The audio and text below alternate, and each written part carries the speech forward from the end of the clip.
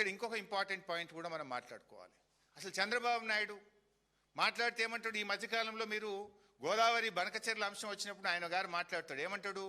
నేను ఎప్పుడూ తెలంగాణ ప్రాజెక్టులను వ్యతిరేకించలేదు, నేను గోదావరి మీద ఏ ప్రాజెక్టును కూడా నేను అడ్డుకోలేదు అంటాడు. This is the letter written by Andhra Pradesh government. ఎన్నడు? 24 ఏప్రిల్ 2026.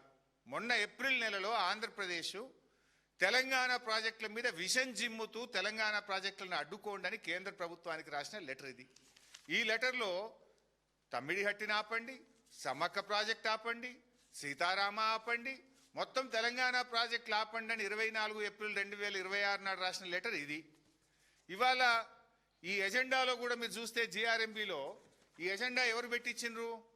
ఆంధ్రప్రదేశ్ ప్రపోజ్డ్. ఇందులో ఏం రాసిండ్రు? ఆంధ్రప్రదేశ్ రాష్ట్ర ప్రతిపాదన మేరకు ఆంధ్రప్రదేశ్ ఎజెండాలో భాగంగా ఈ 7 ప్రాజెక్టులు మేము ఇచ్చిన అనుమతులు రద్దు చేయాలని ఎజెండాలోకి పెట్టినారు. అంటే నేను చంద్రబాబు గారు మీరు ఏది చెప్పేది నిజం? టీవీల ముందు వచ్చి నేను తెలంగాణ ప్రాజెక్టులు అడ్డుకోలేదు, గోదావరి ప్రాజెక్టులకు నేను వ్యతిరేకం కాదని చెప్పిన మాట నిజమా? ఈ లేఖలు నిజమా? ఈరోజు ఏ రకంగా జిఆర్ఎంబి ఎజెండాలు వచ్చిందండి? ఆంధ్రప్రదేశ్ ప్రతిపాదిస్తే తెలంగాణ ఇచ్చిన అనుమతులు రద్దు చేయాలని వచ్చింది.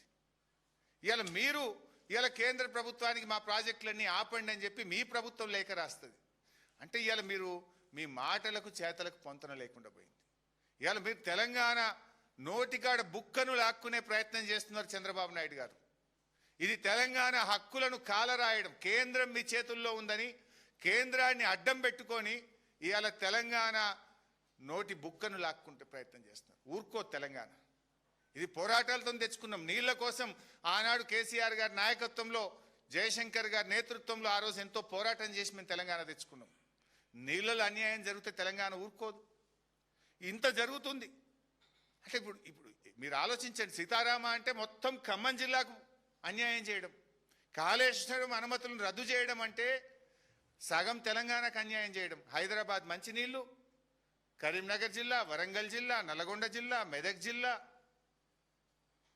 పార్ట్ ఆఫ్ నల్గొండ జిల్లా మొత్తం ఇవాళ నీళ్లు సాగునీటికి దూరం చేసేటువంటి కుట్ర జరుగుతూ ఉన్నది ఈరోజు. అదేవిధంగా